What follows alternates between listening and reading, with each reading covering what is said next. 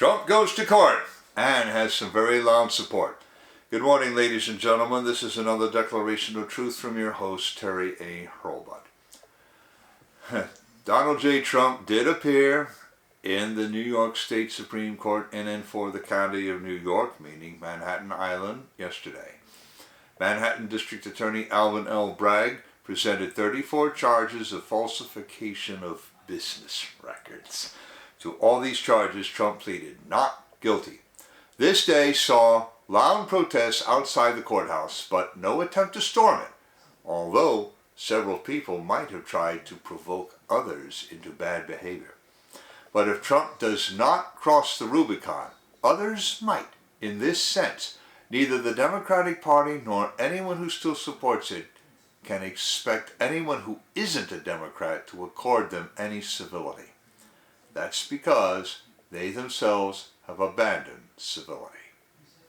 I'm going to go over Trump's appearance, his words before he went in, and some other doings, both yesterday and the day before yesterday, and what it all means.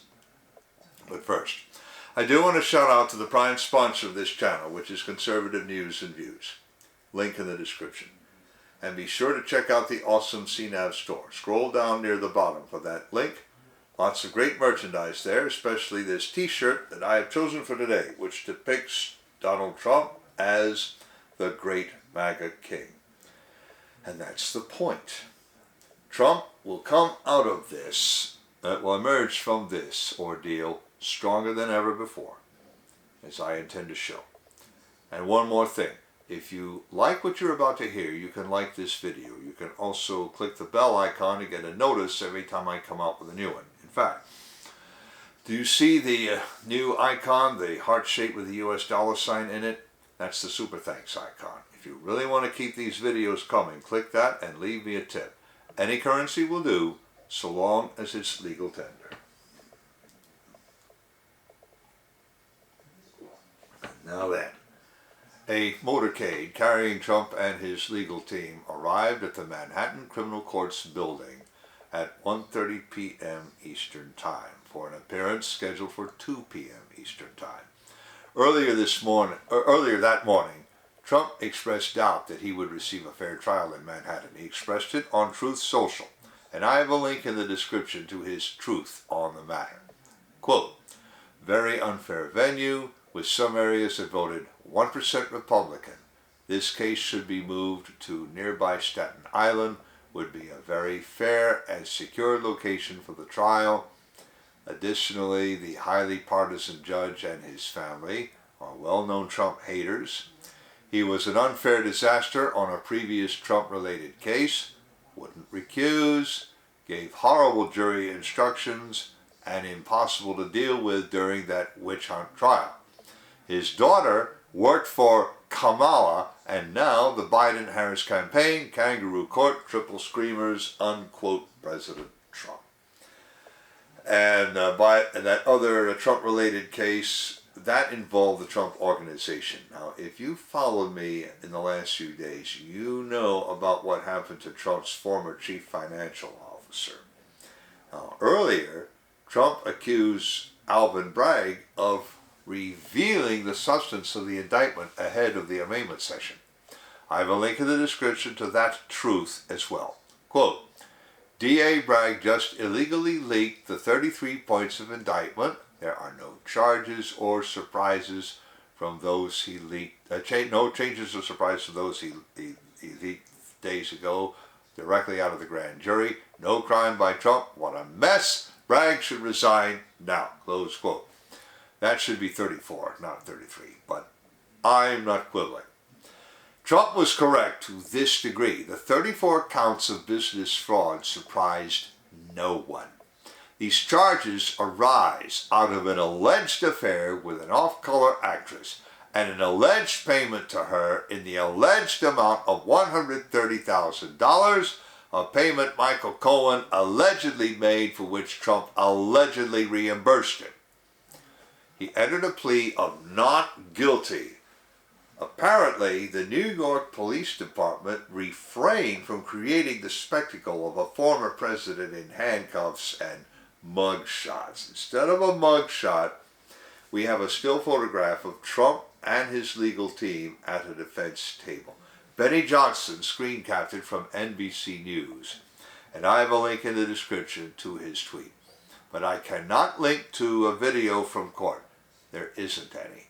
Judge Juan Merchan would not allow live cameras in court. A show of support for Trump and protests against the spectacle of his arraignment built up for at least 18 hours before his appearance. Laura Loomer, the afternoon before, interviewed the mother of a former NYPD officer who left the force a year ago on the strength of Bragg's softness on violent crime. This officer's colleagues still on that force allegedly told him that blue flu would break out yesterday. I have a link in the description to that video, which is on Rumble. By the way, blue flu refers to officers calling in sick either as a job action or, as in this case, to avoid performing a particular mission. And very few officers would have wanted the notoriety of slapping handcuffs on Donald Trump. That could be part of the reason no such spectacle took place. More likely, the district attorney did not carry any political vindictiveness as far as that. You know what the old proverb says, discretion is the better part of valor. Now, I can't tell you whether blue flu actually broke out or not, but I can tell you this. The Biden White House had no comment. I have a link in the description to an account calling itself U.S. Burning, carrying that story. Elon Musk put out 2 tweets indicating tremendous displeasure at the spectacle that did obtain. I have links in the description to both. First, he suggested that if Democrats had a time machine, then Trump in 1980 would be asking, why are time travelers trying to kill me? I'm just a real estate tycoon. Actually, he used the word realtor, but that's actually incorrect. Realtor is a registered trademark of the National Association of Realtors, which is the premier trade group for real estate listing and selling agents in the United States. And anyway, Trump was not an agent for anyone. He was a major buyer, seller, and trader. He had listing and selling agents on his payroll. But I digress. Elon left another tweet in reply to Senator Charles M. Schumer of New York State. Schumer had said, quote, I believe that Donald Trump will have a fair trial that follows the facts and the law. There is no place in our justice system for any outside influence or intimidation in the legal process.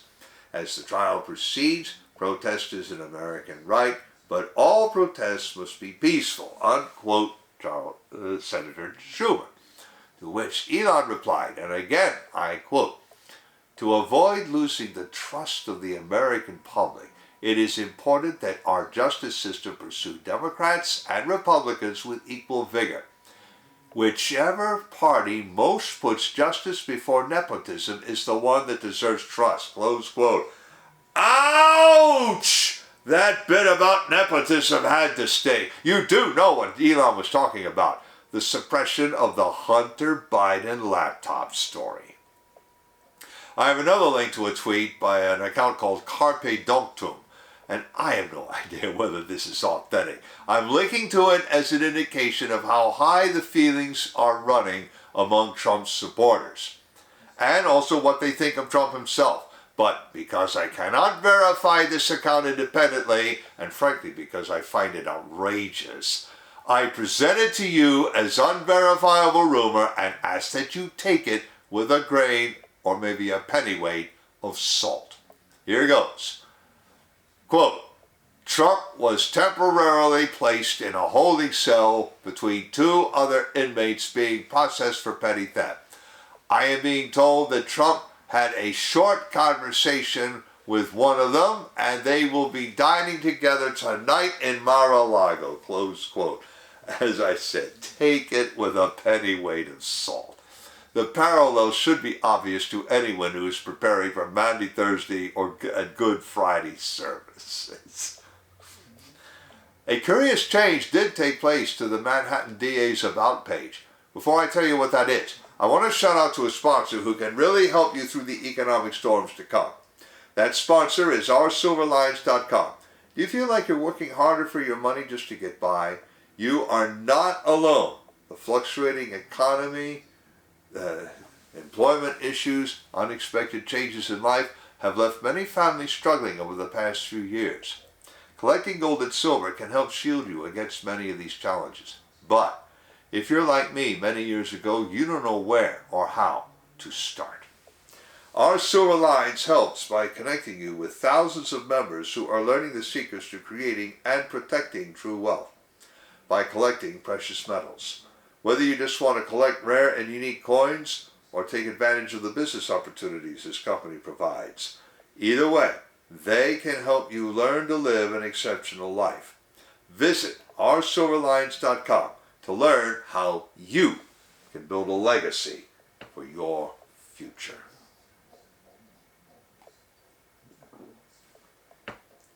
And now, apparently, Alvin Bragg or some member of his staff tried to sanitize their Meet the Team page.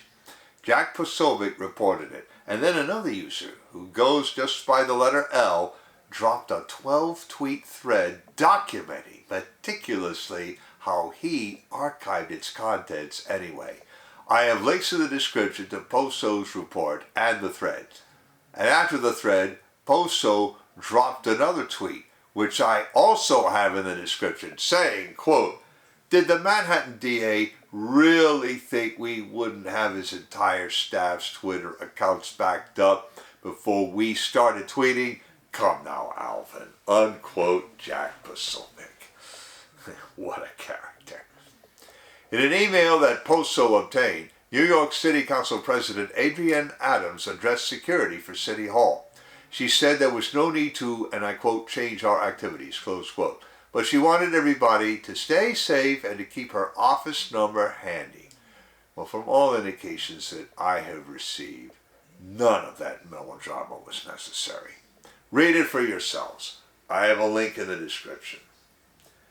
Now, crowds did start to gather early yesterday morning. I have a link in the description to a tweet showing that gathering.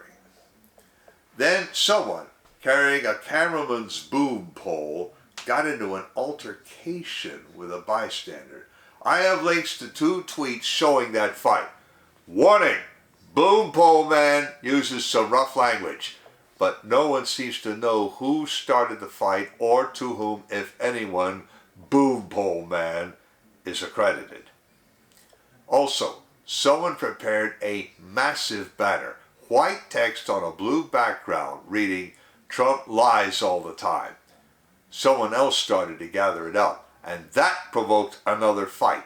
I have a link in the description to a tweet containing embedded video of that altercation. Tim Pool streamed the whole thing live for an hour and a half for his Timcast channel. I have links to a tweet and a YouTube video carrying that streamcast.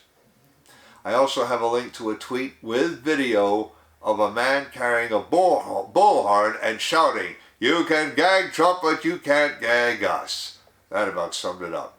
I've seen a reliable estimate of 500 people showing up for Trump's arrival. Also, someone unfurled a flag in front of the courthouse. It read, "Trump or death." No one can be sure what it means, least of all myself. View it for yourselves. I have a link in the description, and if you can figure it out, leave me a comment. And someone linked to an interview with, I think, Alex Jones. Whoever it is saying Trump could face 130 years in prison if convicted on all counts. Don't blow your tops. I've heard from other legal eagles saying that will not happen. Anyway, I have a link in the description to that interview for what it's worth. Apparently, the NYPD declining to take a mugshot didn't stop Trump from mocking one up. I have a link in the description to a New York Post story about that t-shirt with a picture. Beautiful! It even looks like a mugshot, though it can't be. New York's finest didn't take one. And now, the $1,024,000 question. Will Donald Trump win in the end? Already, many people think so. Eli Lake, writing in the Free Press, called the indictment a dangerous stunt. He further says, quote, Trump justifies his own flouting of rules because he says the system is rigged against him. Why is Alvin Bragg trying to prove his point? Unquote, Eli Lake. Joe Hoft at the Gateway Pundit has a piece catching Biden blurting out the true purpose of the indictment. Apparently, Biden said, quote, "We just have to demonstrate that he will not take power by, if he does run, making sure he, under the legitimate efforts of our Constitution, does not become the next president again," unquote, Joe Biden. Now, I have a link in the description to a tweet in reply to a video clip of Biden saying that. That tweet has a clarification of a dispute that broke out and even got Twitter's community notes team tangled up in it. At first, they suggested that it was an AI deepfake. Then they had to admit it was a real moment. From 5 months ago, but no less real for all that. This is the first time community notes got caught making a mistake like that and having to walk it back. Mr. Neil Staniger, writing in The Hill, tried to suggest that these events look bad for Trump, but even he had to admit that this arraignment changes nothing. He did not exactly quote the line from Shakespeare, "It is a tale told by an idiot full of sound and fury, signifying nothing." Macbeth, Act 5, Scene 5, lines 29 through 31. But his conclusion is the same as if he had. Even so, it is still incorrect. Trump is excelling in many polls that Staniger did not quote, to say nothing of the money Trump has raised. I have a link in the description to a tweet saying Trump raised $1.5 million, all from small donors, just on the anticipation of being arrested in Manhattan. Lots of donors means lots of votes. And last, I have links in the description to Jack Posomic's interview with Representative Marjorie Taylor Greene of Georgia, who is also on hand, and to a Rumble video containing the latest Trump fighting song, Big Don, sung to the tune of Big John. Links in the description of the article, to Trump's truths about the judge and the prosecutor, to the courtroom photograph, to Laura Loomer's interview with someone forecasting blue flu among New York's finest, to the White House having no comment, to Elon Musk's 2 reactions to this spectacle, to the Good Friday parallel that might or may not be authentic, to the thread about archiving the About page of the Manhattan DA site with Jack Posomic's tweets to bookmark it, to the letter from the president of the New York City Council, to the tweet showing the gathering crowds, to the 2 tweets showing Boom Pole Man shoving someone around, to the tweet with video of the big sign in the street and the fight that broke out over that, to Tim Pool's tweet and YouTube video of his live stream, to the tweet saying you can gag Trump but you cannot gag us,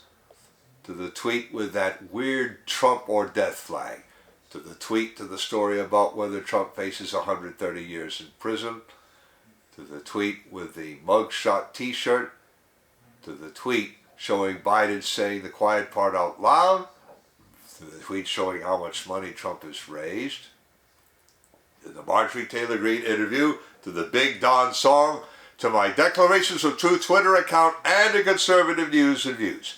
I've also left links to the awesome CNAV store and to oursilverlines.com, as I also mentioned. You know already about how to like a video, turn on notifications, and leave a tip. On the end screen, I'm going to leave a subscribe link to my channel and links to the Trump arrest playlist, the Timcast live stream, and to at least one other video from another influencer describing the events of yesterday and what they mean. This is Terry A. Hurlman delivering another declaration of truth and reminding you to let the truth set you free.